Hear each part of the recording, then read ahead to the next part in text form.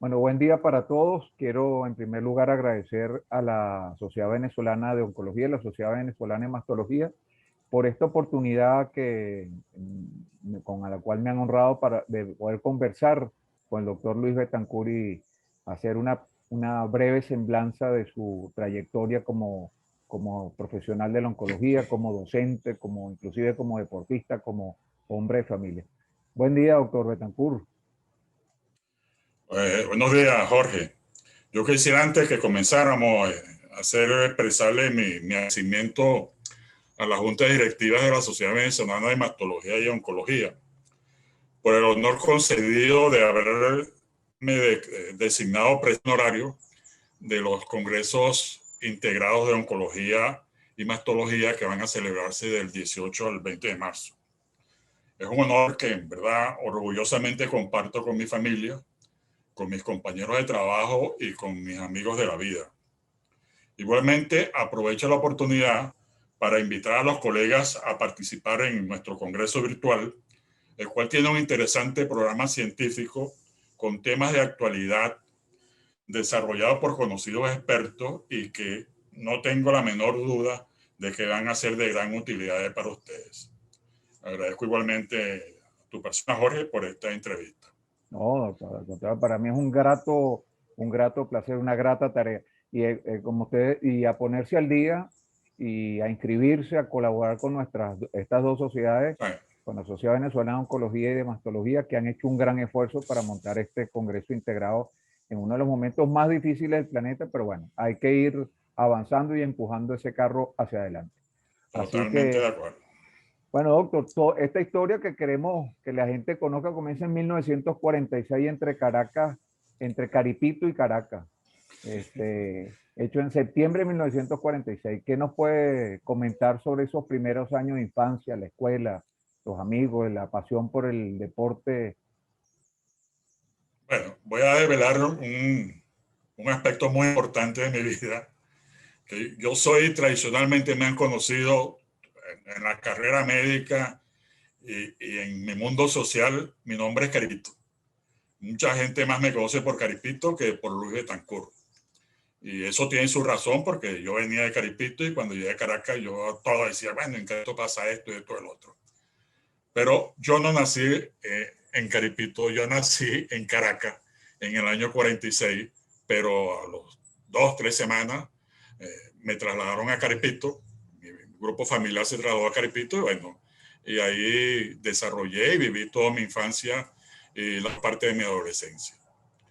Eh, en Caripito desarrollé o tuve mi educación primaria y mi educación secundaria. En esa oportunidad, Caripito era un campo petrolero. Esa fue la época, yo creo que su apogeo. Y las industrias petroleras se cuidaban mucho, o cuidaban mucho el aspecto tanto de la educación como de la salubridad y de la parte deportiva. De manera que habían unos excelentes maestros en los colegios y luego en el liceo, a pesar de ser una institución pública, también tuvimos la oportunidad de recibir enseñanza de maestros, de profesores muy destacados, muchos cuales no eran titulares del pedagógico y venían del extranjero. Entonces, por ejemplo, mis profesores de inglés fue un húngaro primero y después fue un colombiano. Mi primer profesor de física fue un italiano, un ingeniero Aldo Nicoletti, que luego, cuando regresó de Caripito, llegó a ser director de la Escuela de Ingeniería Mecánica de la Universidad Central. O sea, era gente que tenían un bagaje académico y que nosotros fuimos privilegiados en haber recibido la educación de estos profesores. Culmino mi carrera de secundaria en el Liceo Monagas en Caripito en el año 63 y vengo a Caracas y por concurso ingreso a la carrera de medicina. Me ubicaron en la escuela Racetti, en la cual transcurrí los 6 años de la carrera hasta el año 69, cuando egresé formando parte de la promoción Alonso Aselmi y Guillermo Río. Fue una promoción integrada tanto a la escuela Racetti como a la escuela Vargas. De la universidad recuerdo posiblemente la mejor época de mi vida. Yo venía en realidad del interior y llegar a la universidad terminó o comenzó mi formación integral en todos los aspectos, no solamente en el aspecto académico, sino en algo posiblemente más importante, que fue la parte cultural y la parte social. Viví el primer año de mi carrera, la viví en una de las residencias de la universidad. En ese momento, en los años 60, habían 3 residencias y yo en la residencia Vargas. Esto me dio oportunidad de conocer a fondo todo lo relacionado con la universidad e igualmente aprovechar al máximo la oportunidad que tuvimos de tener enfrente de la Escuela de Medicina a el recinto donde se sucedía todo lo importante desde el punto de vista cultural en Venezuela y en Caracas específicamente, que era la aula magna de la Universidad Central. Recuerdo mucha nostalgia los conciertos de la Sinfónica todos los domingos, e igualmente la presentación de artistas. Recuerdo Marcel Marceau, Ballet Senegal, en realidad una serie, todos los eventos, toda la parte cultural que llegaba a Caracas, la parada obligatoria en esos momentos de la aula magna. O sea, que vivió plenamente no solamente su vida como estudiante de medicina, sino esa riqueza cultural y, bueno, de lo que hoy es patrimonio de la humanidad. Y 2 grandes rectores. Me comentaba que tuvo justamente en la época del doctor de Venancio y el doctor Bianco, ¿no? Que fue Sí. quien le entrega a usted su título. Entonces, y de aquí termina en la universidad y estuvieron a punto de reclutarlo para la compañía Creole, para irse Sí. a Temblador, al sur de Monagas. Cuéntenos. Sí. Sí, eso fue una oferta que me hizo el doctor Gordo, que en ese momento era Vicente Gordo, el director de la división médica de la Creole en Oriente, para ir a trabajar con ellos. Y aparte de agradecerle, mi intención siempre, apenas egresado, era que yo me encantaba y quería vivir la vida hospitalaria. Entonces, buscando ingresar a un hospital, concursé al Pérez Carreño, donde no fui favorecido en el concurso, y decidí irme a Cumaná a trabajar donde ya se habían ido 17 de mis compañeros, compañeros de estudios y también de la vida, como decir así, entre los cuales Ali Valdivieso, Jesús Carrasco, que luego fueron compañeros míos en el oncológico y fueron jefes de servicio de ginecología de institución. Cumaná nos tocó vivir la época de transición. Prácticamente en esos meses se había inaugurado el nuevo hospital, Patricia Calá, y tuvimos una gran receptividad en la institución. Hicimos un internado, pero dedicado específicamente enfocado en las especialidades. Se llamaba en ese momento residencia, a mí me tocó la parte de cirugía. Hicimos la residencia quirúrgica, tuvimos la suerte de toparnos con gente también muy receptiva y muy preparada, entre los cuales destaco al doctor Antonio Nicolás Briceño, que era un excelente cirujano, fue cirujano de tórax y jefe del servicio en los Magallanes y ya en Cumaná. Y otra persona que fue la que posiblemente influyó mucho en esta parte mía de la dedicación a la investigación bibliográfica médica, que fue el doctor Francisco Salazar. El doctor Francisco Salazar era una persona de grandes condiciones humanas, muy cristiano, muy católico, y él se había formado en el Hospital Jefferson en Filadelfia. Luego regresó de Estados Unidos, se fue a Cumaná y trabajó conjuntamente tanto en el Hospital Central de Cumaná como en el Sanatorio de Cumaná, individuo con una gran habilidad quirúrgica y con una gran formación académica. De él recuerdo cuando lo visitaba que su biblioteca con revistas norteamericanas de cirugía al día que recibía en forma regular. De ellos siempre me acordaré el amarillo de su biblioteca, que era la carátula de la revista de Annals of Surgery. Con él, bueno, ahondar, siempre agradecerle toda la atención y la influencia que dio en mí. De ahí de Cumaná termina y regreso a Caracas, ya cumplido el lapso de 2 años y medio en Cumaná, bueno, ya era tiempo de volver a buscar una especialización y concurso para cirugía en el clínico y quedé asignado al servicio de cirugía 1. Como anécdota, el primer día que me tocó hacer guardia en mi nuevo posgrado, me dio un cólico biliar que ameritó que me ingresaran, y a la semana, 2 semanas ya estaba operado por una colecistectomía por el doctor Augusto Díez, que en ese momento era el jefe del servicio. Que ingresó al hospital universitario no por control de estudios, sino por admisión, prácticamente. Sí. En ese momento de este acontecimiento quirúrgico o de salud, quiero destacar que la persona que me recibió y me orientó y me llevó a hacer los exámenes preoperatorios fue el gran amigo mío después, que lo conocí en ese momento, el doctor Jesús García Colina. Bueno, luego superado esto, agradecerle al doctor García Colina en esa oportunidad. Luego nos topamos de nuevo, culminamos el pregrado de cirugía en el clínico y luego hicimos el posgrado de oncología quirúrgica en el Luis Racetti. Siempre tendré una especial deferencia y agradecimiento para el doctor García Colina. Ahora, ¿entra en qué año entra en el hospital, en el Instituto de Oncología Luis Racetti? En el año 1975, ¿no? En el año, bueno, en realidad entré en el septiembre del 75, pero oficialmente el posgrado comenzaba en enero del 76. Okay. Entonces estuve en enero del 76 hasta diciembre del 78. Okay, cuando una vez egresado, estuve alrededor de 1 año en el servicio de admisión y luego hubo la oportunidad de ingresar al servicio de mama, de patología mamaria, donde transcurrí por un lapso de 35 años en el servicio. En el servicio de mama fue en realidad donde desarrollé y pasé la mayor parte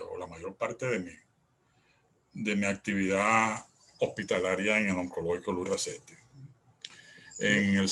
Ajá. Aquí le tengo una sorpresa, a ver que alguien que quiere saludarlo, a ver qué hermano tal. Luis, un saludo desde la distancia.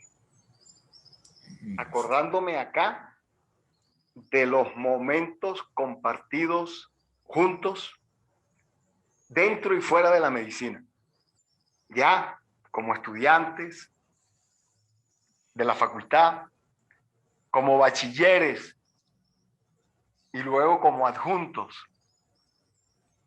en el alma mater quirúrgica nuestra, el Instituto de Oncología Luis Racetti.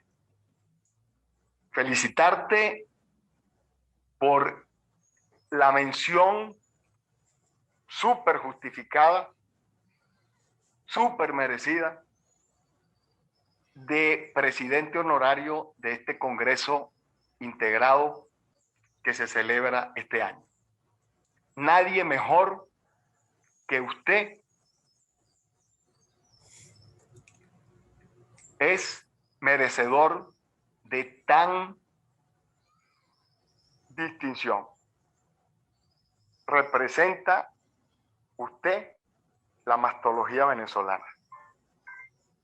Me siento contento, me siento realmente motivado para manifestar este sentimiento porque se está haciendo honor a quien honor merece. Un gran abrazo y disfrútela. Caramba, palabras me llenan de emoción viniendo de mi gran amigo Pedro Martínez, que fue mi jefe también en el servicio de patología mamaria. Algo que mucha gente no conoce, Pedro y yo fuimos bachilleres de pregrado en el Instituto de Oncología Luis Racetti a finales de los años 60.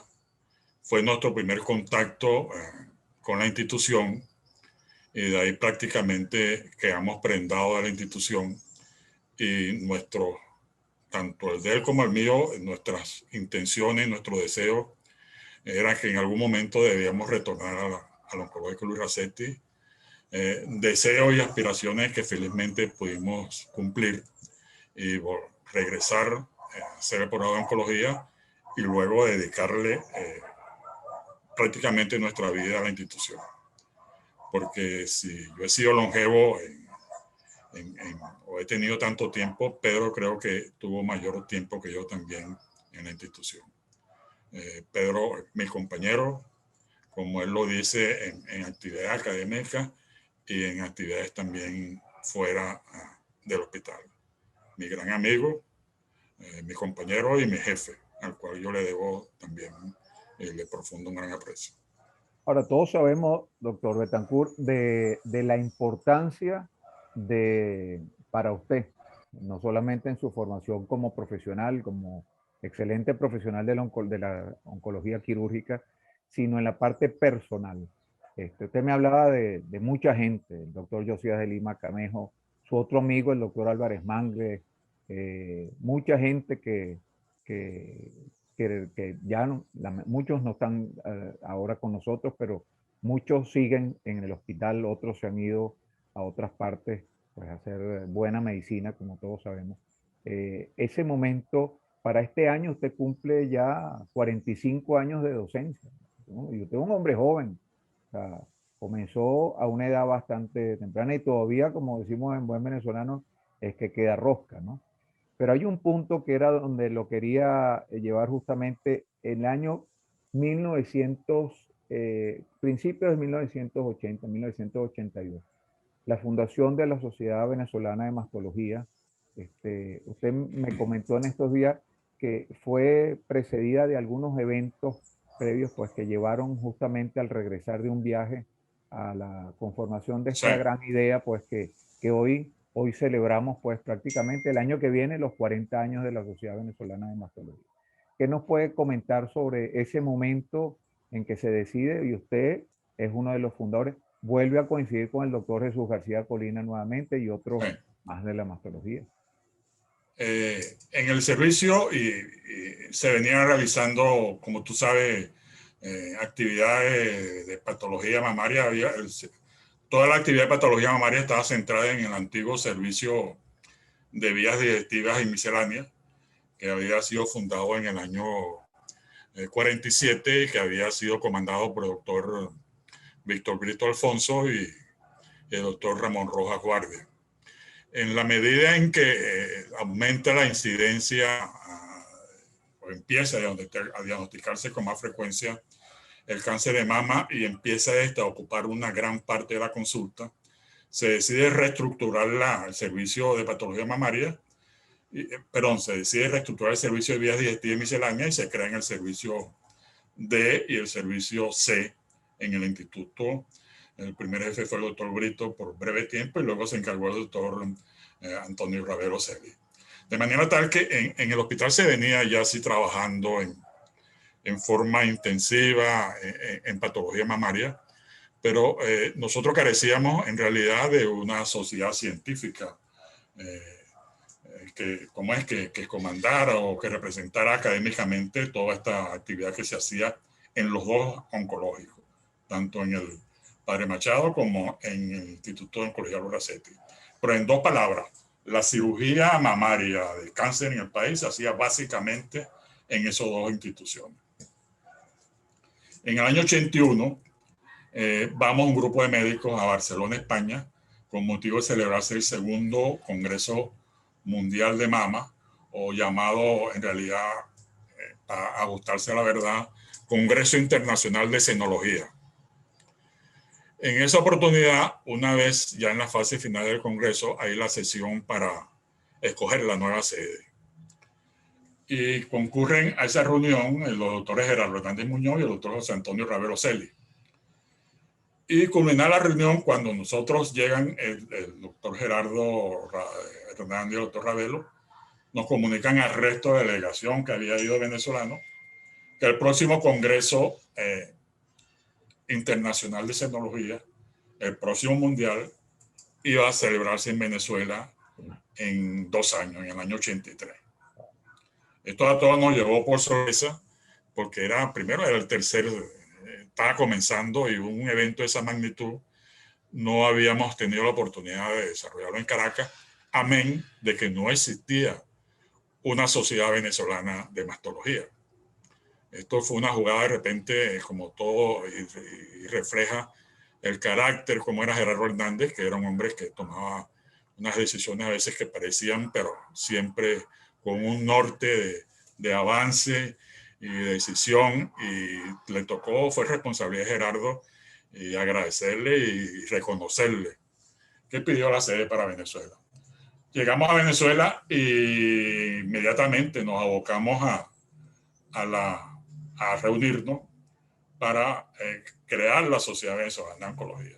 Te hacía el comentario que imagínense la gente que tú pides, organizas un mundial de fútbol, por ejemplo, para un país, y este país no tiene una federación venezolana de fútbol. Ese era el caso nuestro. Entonces empezamos a reunirnos con ciertas toda la semana. Nos reuníamos en la clínica Méndez Jimón, en el consultorio primariamente del doctor Elpidio Serra, y luego en el auditorio de la institución. Y estas reuniones al final culminaron que aunque el 17 de agosto del año 1982 consignamos los estatutos en el registro público y se creó la Sociedad Venezolana de Mastología. El año 1983 se celebró igualmente el tercer Congreso Internacional de Cenología, el cual fue un éxito rotundo tanto en lo académico como en lo cultural y como en lo social.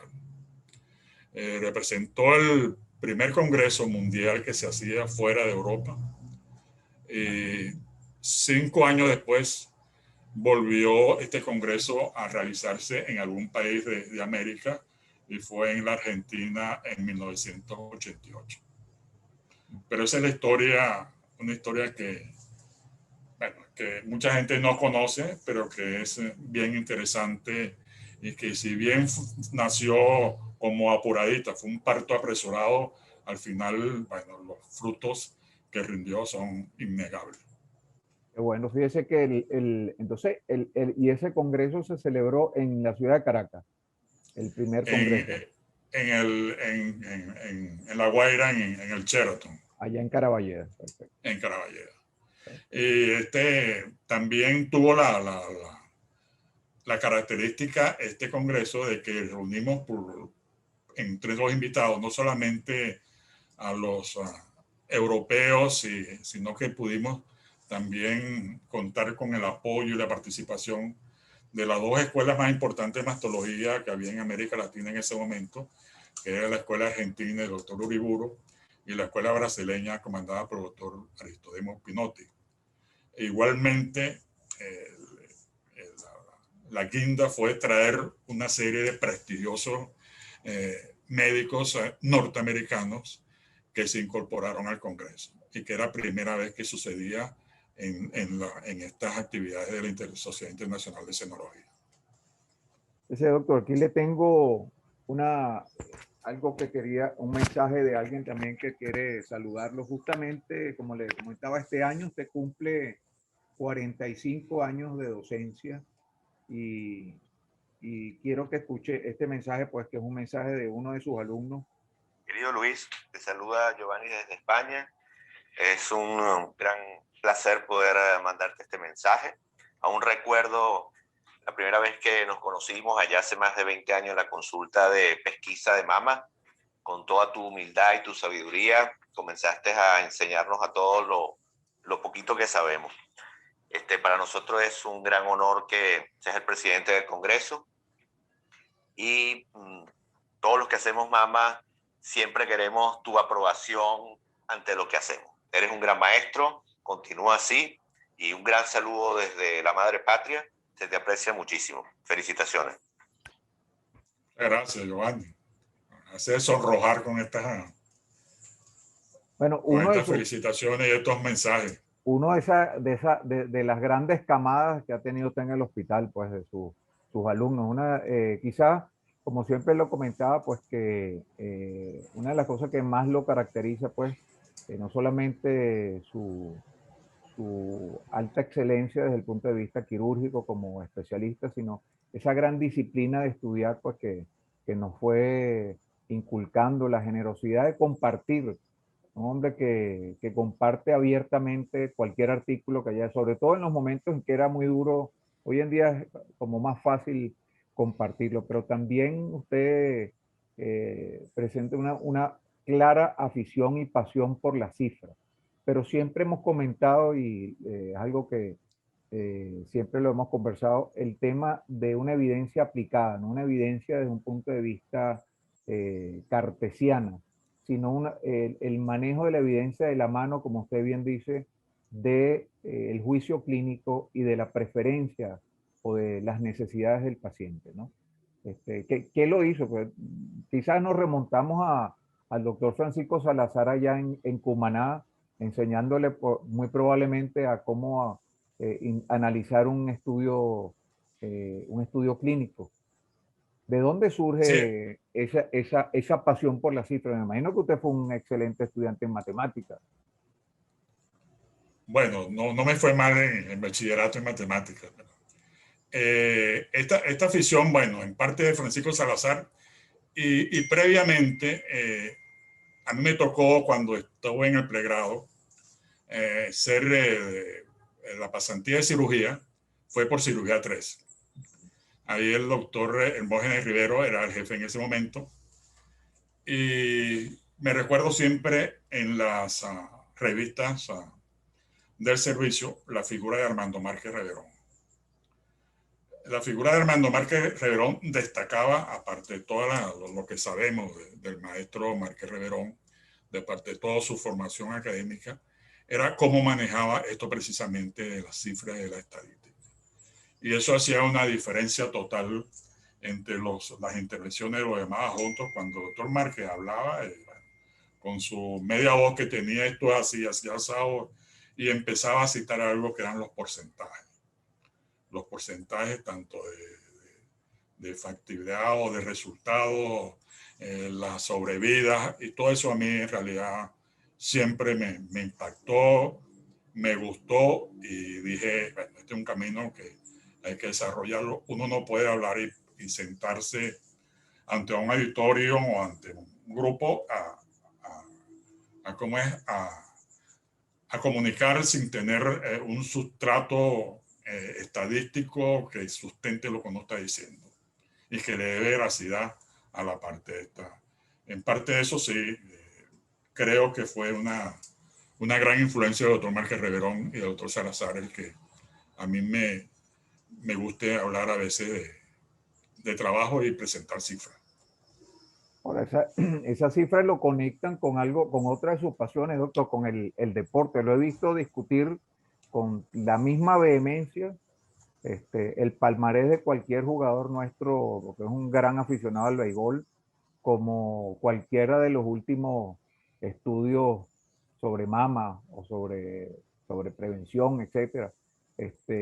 ¿Cuándo comienza? Usted nos comentó que estando en Caripito muy pequeño, pues entre la escuela y eso, no, a pesar de que había mucha facilidad para hacer deporte y se hizo aficionado, es en la Universidad Central donde usted me dijo ayer que se destapó y comenzó a hacer cuanto deporte tenía por delante, a perseguir cualquier pelota de cualquier diámetro. No, sí, la vida mía deportiva, a mí me encanta el deporte. Desde pequeño siempre fui un aficionado al deporte. En Carpito también se prestaba a eso, porque la empresa petrolera fomentaba mucho el deporte. Había canchas en el colegio nuestro de primaria, teníamos canchas de básquet, de fútbol, y el estadio El Porvenir lo teníamos ahí al lado. O sea que esto viene también desde... siempre me encantó también, en cierta forma, estar informado de lo que pasaba en las ligas mayores de golf. Y para eso mis hermanos y yo siempre estábamos buscando sintonizar las transmisiones radiales semanales que hacía la cabalgata Gillette, claro, de Bob Canel, Felo Ramírez, Musiula Calaverí, y para enterarnos de qué es lo que estaba pasando. Igualmente, periódico o diario que llegaba a nuestras manos, para nosotros lo único que existía era la página de deporte. para rigurosamente revisar todos los resultados. Al llegar a la universidad, si la universidad, entre otras cosas, también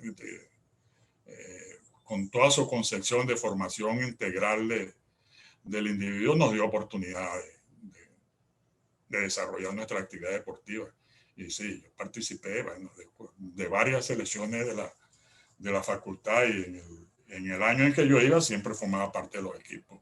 Y disfrutó del estadio universitario las veces que quiso como estudiante de medicina, y era caraquista. Échenos ese cuento, porque de repente el hombre se nos cambió. Hay una historia por ahí. Entonces comenzó como fanático del Caracas, ¿no? Sí, sí, bueno, la historia mía es algo difícil de creer, porque es como que alguien que sea de los Medias Rojas de Boston, de repente en la noche a la mañana decide que él quiere ser fanático de los Yankees de Nueva York. Exacto. Algo parecido, sí, yo soy del Magallanes, soy fan del Magallanes actualmente, pero lo que no sabe la gente, o mucha gente no sabe, es que yo fui un fanático del Caracas hasta los años 60, 61, cuando el Caracas cambia al que había sido mi ídolo desde pequeño, Alfonso Carrasquel. El Caracas sale de Alfonso Carrasquel, primero al Pampero, y después del Pampero a unos equipos que se llamaron Oriente y Orientales, que eran como Magallanes, pero el nombre Magallanes estaba registrado y no podían utilizarlo, pero era el mismo equipo con el mismo museo con diferentes cachimbas, como dicen, ¿no? Oriente y Orientales era Magallanes. Entonces yo decidí, bueno, no sé, ahorqué los hábitos, dejé a los Leones y bueno, y me transformé en fan del Magallanes. Mire, y en las grandes ligas, usted hubiese sido pitcher, me dijo recientemente. Sí, yo soy un deportista frustrado. A mí me ha gustado, sí, haber descollado y haber sido un profesional de deporte. Y en eso, en el béisbol, sí, si me hubieran dejado una posición a escoger, hubiera sido pitcher. ¿Y nómbreme tres bateadores que le hubiese gustado enfrentar desde el montículo del Yankee Stadium? Bueno, Pete Rose,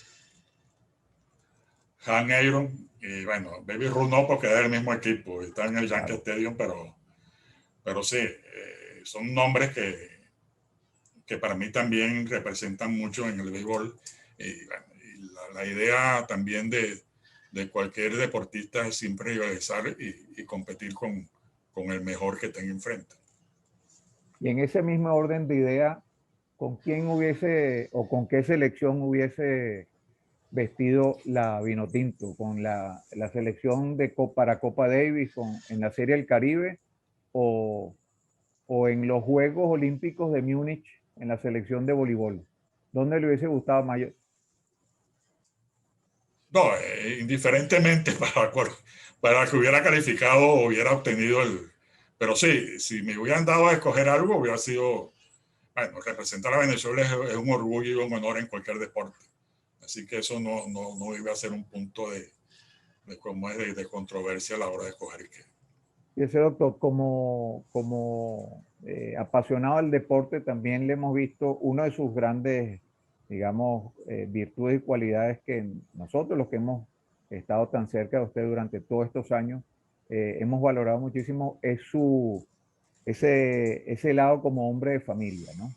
Yo tengo aquí un saludo que le quieren enviar. Hola, viejo querido.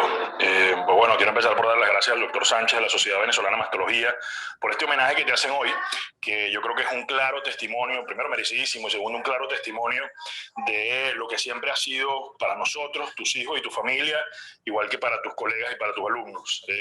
En primer lugar, un formador constante, una persona de unos valores clarísimos, con la humildad y la superación siempre como bandera, un amigo para todos, y en última instancia claramente un ejemplo a seguir, papá.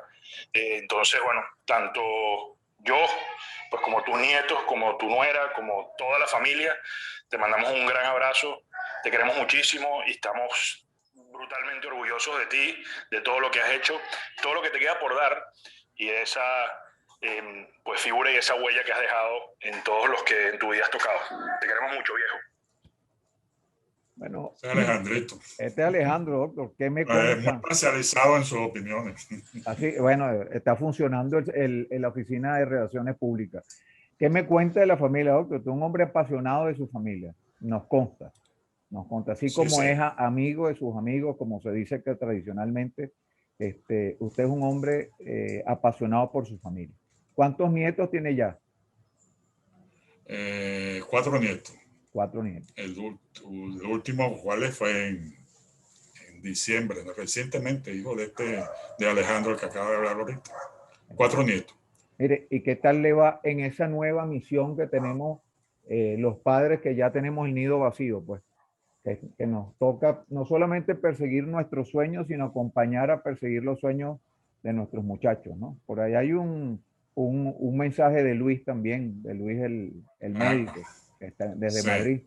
Pero cuénteme, ¿qué tal le va en esa aventura de padre persiguiendo los sueños de sus hijos? Sí, sí, en realidad no es fácil después de tener a los muchachos y tener los nietos, o sea, que todos estén. Los 3 hijos míos están afuera, uno está en Perú, uno está en Panamá y el otro está en España. Y es difícil, pero siempre procuramos. Bueno, tengo el gran apoyo de mi señora de Indiana y eso nos ayuda a nosotros a sobrellevarlo. Constantemente nos estamos comunicando y esto ha sido una de las ventajas del avance de las telecomunicaciones, que uno puede comunicarse frecuentemente con ellos, pero es difícil. Pero es a donde los llevó el devenir del país y donde están haciendo lo más adecuado y yo considero que lo mejor para ellos. Exacto. Sin dejar de por lado que todos ellos tienen unos grandes deseos de volver a Venezuela. Y así va a ser, Dios mediante. Mire, escuche esto, doctor, que aquí está su... Papá, ¿cómo estás? Qué alegría tener otra oportunidad más para agradecerte todo el amor, guía, el apoyo y el conocimiento que siempre me has dado y con el que sé que siempre puedo contar. Eres mi maestro en valores y no tienes idea del orgullo de saber y decir que soy tu hijo. Es que de verdad que no hay mejor modelo a seguir. Cada vez que me encuentro por alguna otra cosa con tus pacientes, yo no quepo el orgullo de la manera en que hablan de ti. Dejas de verdad una huella única de ciencia y humanidad en cada uno de ellos. Qué mejor ejemplo de nuestro arte, de verdad, haber crecido viéndote y aprendiendo de ti. Te quiero un mundo, viejo, porque este año te puedo decir todo esto en persona. Cuídate mucho.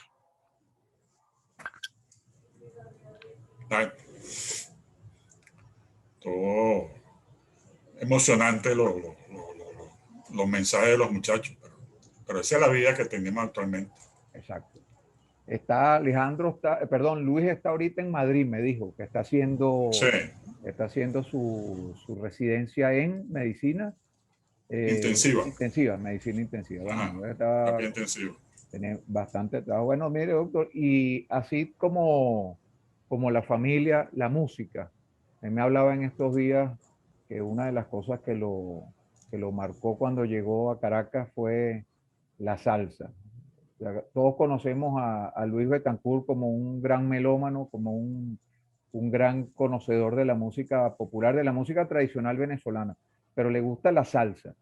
Me comentó que el disco Cocolía fue el que probablemente lo enganchó, de Federico Betancourt y su combo, fue el que probablemente lo enganchó en esa melomanía que lo ha acompañado todo este tiempo, ¿no?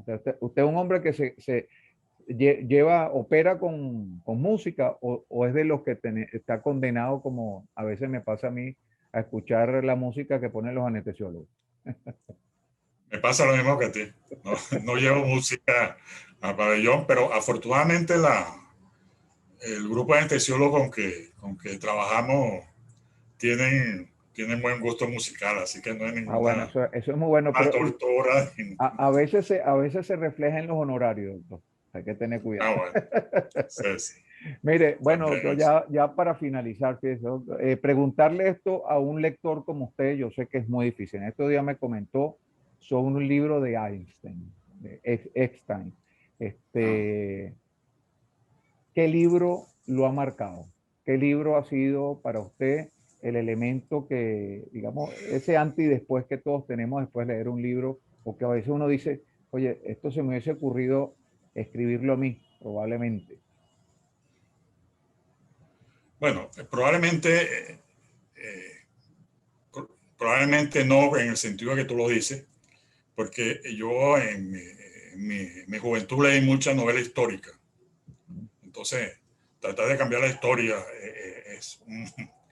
es algo que escapa de la... Pero sí, si vamos a ver un libro, a mí me gustaba, leí de muy joven mucho a Dostoyevsky, Crimen y Castigo, a todos estos lectores rusos, Gorky, Tolstoy, pero sí un libro que creo que eso fue lo que más fue Los Miserables de Víctor Hugo. Ese es un libro que más o menos me impactó y bueno, y siempre que puedo lo retomo, pero en líneas generales me gusta, aparte de todo esto, me gusta también últimamente leer de todo. La literatura también negra, esta nórdica, de suspenso, de misterio, eso es algo también que me encanta. Y bueno, por ese orden, pero no discrimino a la hora de que acabo de leer, aparte de Ranch, que fue el libro de Stein, que te digo, otro que es Pintor de Almas, que es de un autor español y de Alfonso Falcones, donde relata la Cataluña, o no la Cataluña, la Barcelona de 1900, comienzo del siglo, coexistiendo el movimiento anarquista con con el advenimiento del modernismo y de toda esa revolución arquitectónica que hubo a principios del siglo XX en Barcelona. Un libro bastante interesante. O sea, que se mantiene dentro del rango de la novela histórica, pero usted es un gran lector de ensayos. Hay dos ensayos que siempre hemos comentado entre el emperador de todos los males y de Sí, Jin sí. o los genes, ¿cuál ha sido para usted ese ensayo definitivo, sobre todo en la parte que nos ocupa, que es la oncología? Es una pregunta difícil. Quizás si hubiera leído primero Jin, a lo mejor diría Jin ahorita y después El Emperador de Maladí, pero son dos libros, posiblemente el, el Imperio de o sea, el Imperio de Maladí, posiblemente porque es más complejo y abarca más la temática de la oncología y de los tratamientos médicos y todo, pero Jin es el futuro. Jin es el inicio, el recuento de cómo comenzó todo y hacia dónde vamos. Y vamos definitivamente a otro mundo basado en la genómica. Y esto es lo que... Pero son libros bien interesantes los dos. La destrucción del cáncer, el libro del autor de Vita también, otro libro espectacular. Y son libros, pero igual, libros de ensayo. No hace mucho también la historia de España por Pérez Reverte, que es un enfoque también muy particular, muy particular de Arturo Pérez Reverte, de la historia, muy satírico y a veces hasta jocoso. Sí, pero, sí. Ahora, un plato, doctor, ¿qué plato lo hace cuando está persiguiendo a sus muchachos por ahí por el mundo? ¿Qué plato mira, lo hace suspirar? Yo soy un gran comelón. A mí me gusta mucho, me gusta comer de todo, pero si este tipo de preguntas, que si es plato, tal cosa, hallaca. Si tengo que dar una respuesta, hallaca. Ajá. Ahora, si me dice el top 5, te diría hallaca, pabellón, pasta, chalupa de pollo, eso sería el top 5, pero si me pides una, hallacas. Y una ciudad, doctor, una ciudad para usted definitiva fuera, por supuesto, de su tierra natal inclusive de Caracas, pero una ciudad que realmente considere. La ciudad natal es Caripito, aparte de Caripito, diría para inventarte. Exacto, pero quizás dentro de París. los paisajes, París. Y París. un paisaje que usted pueda decir que tiene tatuado en la retina. Los Roques y Canaima. Y realmente Yo creo que esa luminosidad que hay en ambos sitios, que es lo que Sí, la gran ventaja de vivir en el Caribe es justamente la luz. No es el frío lo que nos aleja de los países invernales, sino justamente la luz. Pero mire, y un descubrimiento hecho histórico relacionado con la oncología o la mastología que lo haya conmovido realmente. Hemos sido testigos, afortunadamente, quizá tiene más tiempo que yo aquí sobre la faz de la Tierra, pero nos ha tocado ver verdaderos avances en la sí. medicina y en la oncología que realmente conmueven. Pero ¿cuál ha sido el que más le ha movido desde el punto de vista digamos, como profesional de la oncología? Es una respuesta difícil, Jorge, porque de conmover, tuve la oportunidad de participar de varios eventos que son fundamentales en la oncología y en la mastología. El primer evento, y vamos en orden de cosas, fue la terapia dirigida. Todo el mundo cree que es algo de muy reciente y en los libros clásicamente lo citan, que es algo de ahora, lo nuevo. Pero la terapia dirigida viene de los años 60. La primera terapia dirigida fue con tamoxifeno. Exactamente. Y el tamoxifeno es una droga maravillosa que deberían, cada vez que se cumple año, ya vamos como por 60, 55 años de que empezó a utilizarse el tamoxifeno, deberían hacerse un evento, celebración, no tantos años de aniversario Y, del tamoxifeno. y coincide con su cumpleaños, porque es más o menos en septiembre del 73 ¿cómo se llama? Digamos que se hizo el registro, pues, de la droga. Sí, eso es algo, la transición. La otra fue la transición también de la cirugía radical a la menos radical. Nos tocó vivir la transición de ir de Halsted a Patty, a Madden y ulteriormente la cirugía preservadora. Y cuando salieron los primeros trabajos de cirugía preservadora, igual que todos en el mundo, estos tipos están locos, ¿cómo se les ocurre esto? El auditorio del Instituto Oncológico Luraceti fue testigo de varios personajes que vinieron en los viernes a darnos a promover o a informar sobre que había un método diferente, menos radical, con el mismo control, la misma sobrevida que la cirugía radical. Me recuerdo al doctor Spitalier, que era un cirujano de Marsella, uno de los cirujanos europeos y que fue uno de los propulsores de la cirugía preservada, no solamente aquí en Venezuela, sino en Argentina y en Brasil. En el hospital también estuvo Bruno Salvadori, del Instituto Nacional de Tumores de Milano, hablando también de cirugía preservadora. El doctor Raúl Vera también en varias oportunidades nos traía invitados al hospital. Y eso nosotros al principio tuvimos también la suerte de contar con dos jefes de servicio, como eran el doctor Ravelo Celis y el doctor Gerardo Hernández, que estaban abiertos a toda esta serie de innovaciones que venían. Y empezamos a hacer cirugía preservadora. Yo me recuerdo que el doctor Ravelo era muy estricto y nos decía tumores estadio 1, ganglio axila negativa. Y comenzamos con menos de 1 centímetro, después nos llevó hasta 2 centímetros por favor. Así, eso fue otro punto. Lo otro que es bien importante fue el advenimiento de la quimioterapia. En mastología nosotros teníamos, bueno, si ahorita hay cáncer avanzado, nosotros teníamos muchísimo más cáncer avanzado porque no disponíamos en esos momentos de los adelantos de la mamografía. La mamografía que se hacía era una mamografía muy rudimentaria con la técnica de Egan. Y en realidad teníamos muchos casos inoperables, que eran un gran problema. Y llegó la quimioterapia a solucionarnos en parte el problema o hacer una cantidad o la mayor parte de nuestra clientela quirúrgica hacerla operable. Y eso es impresionante cómo aquellos grandes tumores se reducían de tamaño hasta el momento que nos hacían operables. Esto fue a partir de los trabajos aquí también que citamos, a partir del uso, porque hasta esa época, a los años 70, los tratamientos eran con monodroga. En el hospital la quimioterapia básicamente la daban en radioterapia, lo que daban en mostaza nitrogenada o derivados antimetabolitos.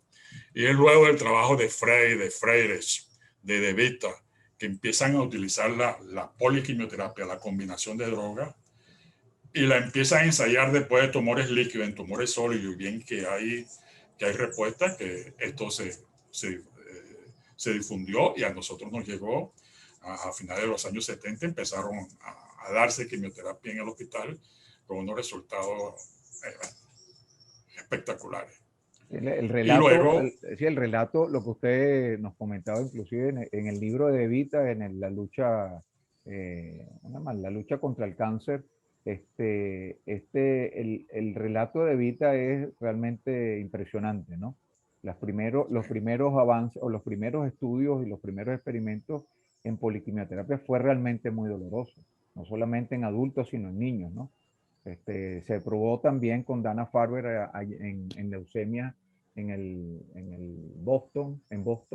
Y bueno, y es lo que tenemos ahorita, pues hasta que... Entonces usted recuerda perfectamente cuando se puso de moda pues el esquema de Bonadona con 3 drogas, pues. ¿Eso qué años? Años 78 por ahí, ¿no? Sí, el CMF. Y la historia del CMF, bueno, tú la conoces, la historia del CMF fue posiblemente el primer esquema de quimioterapia adyuvante efectivo y famoso y que dio resultados avalados por cifras. Y fue realizado en Milán, en el grupo del doctor cirujano, el jefe quirúrgico era el doctor Veronesi junto con el doctor Bruno Salvadori. Todavía no existía el Instituto Europeo de Oncología, sino eso comenzó en el Instituto Nacional de Tumori de Milán. Y este trabajo tuvo que realizarse fuera de Estados Unidos porque fue un trabajo que fue diseñado, concebido y pagado por el Instituto Nacional de Cáncer de los Estados Unidos. Pero, ¿por qué se realiza afuera? Se realiza en Italia, porque los cirujanos norteamericanos en ese momento se rehusaban a referirle pacientes luego de operados a los pacientes que daban quimioterapia. El quimioterapeuta era un individuo que era mal considerado, tenía mal prestigio dentro del estatus médico norteamericano, porque ellos no aceptaban el tratamiento básico, era con quimioterapia y radioterapia, y los dos se negaban a mandarle pacientes a los cirujanos. Esto motivó a que el doctor De Vita y la Autoridad Internacional de Cáncer contactaran al doctor Veronesi y al doctor Gianni Bonadonna, que vino a Estados Unidos y le dijo, sí, estamos de acuerdo en todo, pero ustedes tienen que pagarnos este estudio, porque el gobierno italiano no va a pagar esto. Y efectivamente así fue. Esto es más, nos van a pagar y nos van a dar también a garantizar el seguimiento de estos pacientes en dinero. Esto fue así y se publica este trabajo que fue un gran éxito a nivel mundial. Fue el trabajo de más impacto en la hematología. Y claro, esto también tiene su razón. La oncología médica como especialidad en Estados Unidos fue oficializada o fue reconocida como tal en el año 1974. Exacto. O sea que, y todo esto fue producto de que empezaron a ver, oye, mira, funciona en leucemia, funciona en estados avanzados de linfoma, de Hodgkin, y se presentan también el trabajo en carcinoma avanzado de mama del Instituto Nacional de Cáncer de Carboni, de Vita y Chagner, y ven que sí, que también hay efectos. El doctor Fischer también publicó un trabajo, entonces todo esto abrió el camino para que empezara a utilizarse quimioterapia. Y el uso de los antifolínicos en los tumores germinales específicamente, sí. En tumores de testículo específicamente el metotrexato. Sí. Perdón, y el otro, Jorge, que nos quedó, el otro evento que nos tocó presenciar también fue el del ganglio centinela más reciente. Es cierto. Es que han sido muchos. 90, 93, 94. Entonces, tuve la oportunidad de vivir esos cuatro eventos, y 4 eventos que no fueron aceptados al principio así de tamblé, sino que llevaron su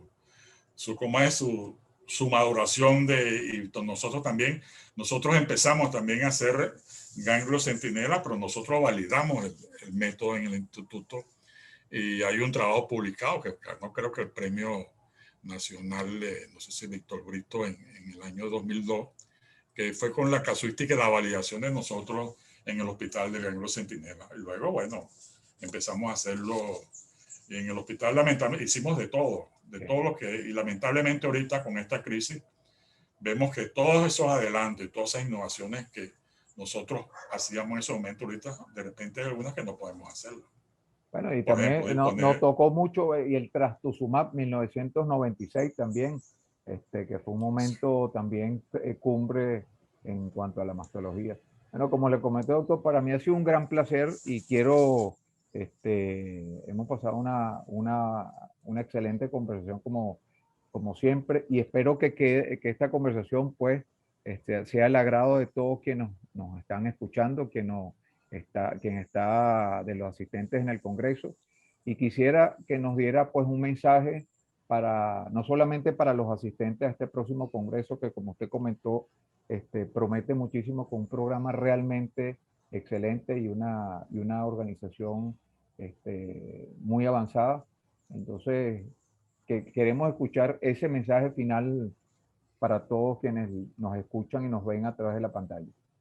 Bueno, el mensaje final para los colegas es un mensaje de solidaridad, de resiliencia, de optimismo y de esperanza.